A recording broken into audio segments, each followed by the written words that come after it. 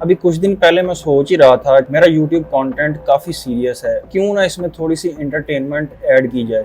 लेकिन एंटरटेनमेंट क्या मैं इसमें ऐड करूं जब हमारे मुल्क के हालात ही इस तरह के हैं।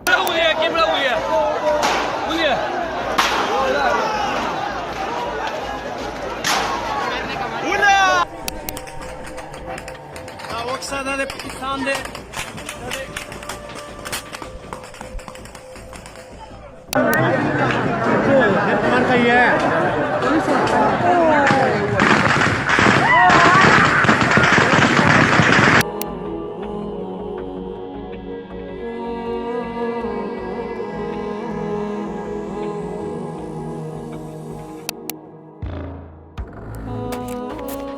15 जुलाई 2024 को खैबर पख्तूनख्वा के डिस्ट्रिक्ट बनू में फिर से एक टेररिस्ट अटैक हुआ है, जिसमें बारूद से एक भरी हुई गाड़ी वो कंटोनमेंट बोर्ड के गेट के साथ टकरा दी गई है, जिसके नतीजे में पाकिस्तान आर्मी के 8 जवान शहीद हो गए हैं और काफ़ी सारे ज़ख्मी हैं। अब ऐसी सूरत हाल में हम कैसे मुल्क के मसाइल को भूल के एंटरटेनमेंट की तरफ जा सकते हैं। अब इस सारी सिचुएशन को अगर थोड़ा सा पीछे से हम डिस्कस करना शुरू करें तो बनू के अंदर ही 2022 में, फिर 2018 में और 2014 में इसी तरह के काफ़ी सारे टेररिस्ट अटैक हमें देखने को मिलते हैं। और ये तो सिर्फ एक सूबे की हम बात कर रहे हैं।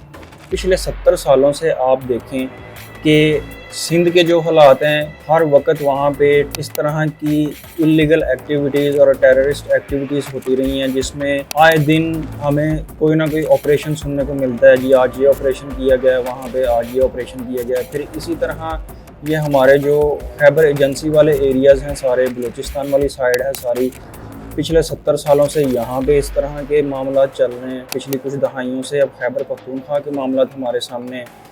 तो पाकिस्तान की इकॉनमी का, पाकिस्तान के बजट का एक काफ़ी हिस्सा हम इन चीज़ों पे स्पेंड करते हैं कि हमारे मुल्क के अंदर अमन व अमान कायम हो सके। लेकिन इसके बावजूद हम ये चीज़ अटेन करने में क्यों इतने नाकाम हैं, इसके पीछे क्या रीज़न्स हैं, इन चीज़ों के बारे में हमें सोचना चाहिए। अब ये जो तीनों सूबे हैं, सिंध, केपी और बलूचिस्तान, इनकी आवाम जो है ये चाहती है कि अब यहाँ पे किसी किस्म का कोई ऑपरेशन जो है वो ना किया जाए। तो इन चीज़ों को लेके आपने पिछले साल देखा कि बलूचिस्तान से ख़वातीन का एक मार्च वो आके इस्लामाबाद में बैठा हुआ था धरने पे।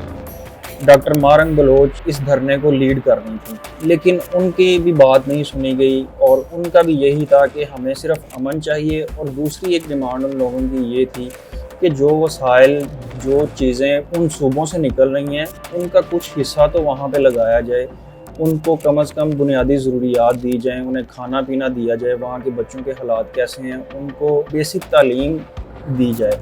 ये 2-3 छोटे छोटे उनके पॉइंट्स थे। एक और उसमें पॉइंट ये था कि जो उनके गुमशुदा लवाहिकीन हैं उनको बाज़याब करवाया जाए।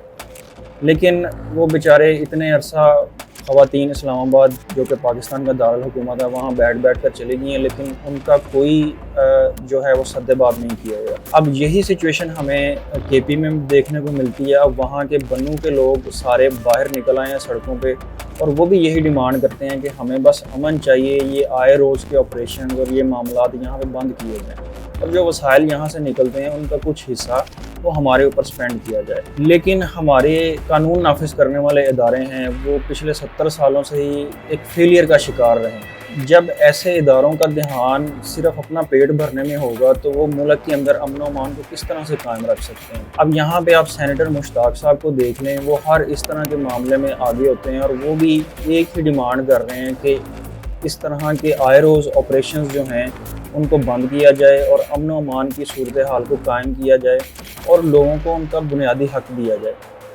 इनसे कुछ नहीं बन पाता तो ये क्या करते हैं कि मोबाइल सर्विसेज बंद कर देते हैं। अब ये मोबाइल सर्विसेज छोटे छोटे मामलात की वजह से बंद कर देना ये मसले का हल नहीं होता।